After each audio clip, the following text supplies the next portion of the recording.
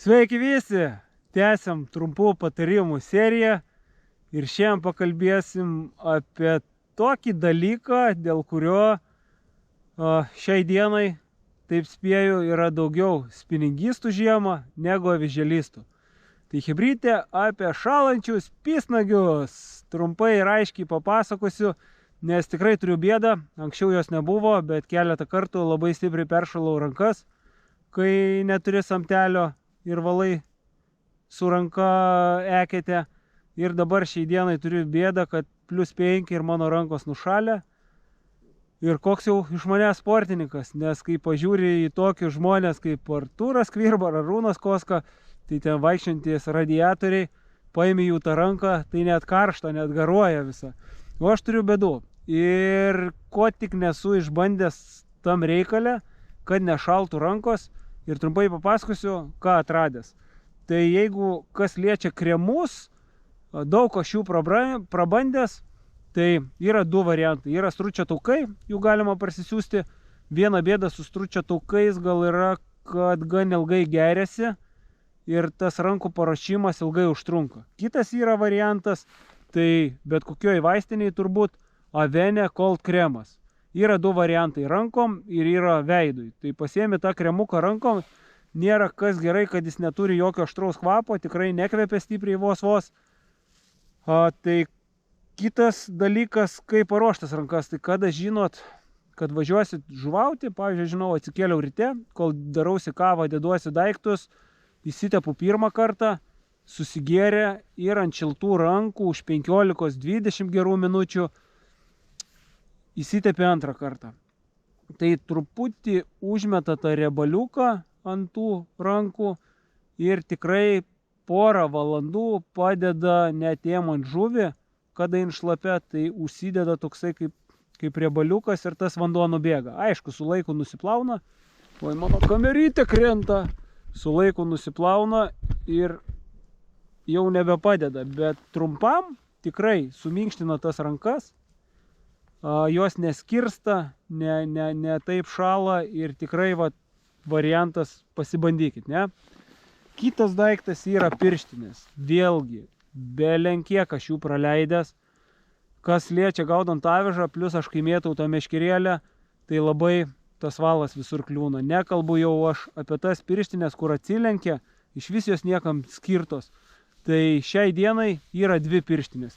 Vienos, kur matot ant manęs, aš su jom gaudau ir spinningų rudenį, ir žiemą, tiek avižą gaudant, tiek balansyrų. Tai tokias pirštinaitės, kur nėra jokių atverčiamų dalykų, ne? Iš kur jų gauti? Inkiliukas.com yra du dydžiai. Užsakiau aš jas pradžiai, man pasiuvo. Aš jau daug metų nešioju, mano klubiokai nešioja irgi visi. Ir dabar, kaip sakant, paprašiau pačios geriausios siuvėjos pasaulyje, mano mamos, ir pasiuvo, ir inkiliukai atsiranda du variantai. Mažytį rankai kaip mano, kaip žinot, mažą ranką ar didelę. Tai aš paimu aukšlytę 20 gramų 18 ir uodegytę čiut išlindus. O normali ranka paima tokia aukšlytė ir neišlindus. Tai pas ką maža ranka M-ka, pas ką didelė L-ka. Tai šitos pirštinės gelbsti kuo, ne? Tie nagai nešala, didžiausia bėda yra, kada jum atšala šita vieta. Čia eina visos venos ir jeigu atšalo delnas visa ranka, jau pirštų jūs kaip ir nebeatšildysit. Tai prisaugo nuo to vėjo, nuo to šlapumo, aišku, turi bėdą, kad šlampa, bet tikrai padeda. Kitas dalykas su tom rankom, ne, rankšluostukas. Kad ranka nešaltų, visada jin turi būti šlapia, turi būti sausa. Tai matėt, per žūklės vėlgi galit patys pasisiūt, galit nusipirkti, tikrai yra jų pirktų rankšluostukų. Jo funkcija tokia, kad pagavę žuvį, kažką keičiam, kažką eketę pavalom, kad neturėtų šlapios rankos, patogu ant juosmens užsirišę rankšluostuką. Tai labai elementarus dalykas, bet jis labai padeda. Ir be rankšluosčio aš žvejybų neįsivaizduoju. Turiu dvi pirštinės, vienas per kažkurį video esu rodęs, tai jų sunkiai tikrai gauti, čia jau reikia turėti galų, kaip sakant. Aš pažįstu karo paramedikų. kurie turi tokią antrą odą vadinamą, kai mūšio metu lauke reikia greit suteikti pilarmą pagalbą ir nešalt ir neįsiterliot priešų krauju realiai, tai jie naudoja tokias pirštinės. Tai kitas variantas pirštinių, ne kumštinės. Visos tos su pirštais pirštinės yra gaidys. Kad jums nešaltų ranką, kol gręžėt, kol vaikštot, kol darka, tai yra didelės va tokios va pirštinės, ne? Matot, mano jau labai senos, jau lopai sudėti, spėkit iš kur. Čia kai rūkai pradega toj vietoj, tai va vienas minusas jau, kai rūkai reikia nusimti kumštinės pirštinės. Bet šiaip realiai didelės storos, kada mes kažkur judam, einam pasigręžti, einam kažką padaryti, tai toks variantas greit sušildo tuos nagelius ir vėl mes galim laisvai žuvauti. Ir paskutinis, ką aš esu pasidaręs ir tikrai ne kartą rodęs per savo video, tai pasiruošti reikia ledo grąžtą. Ar jis būtų su drėle gręžiamas, ar jis būtų su rankom gręžiamas.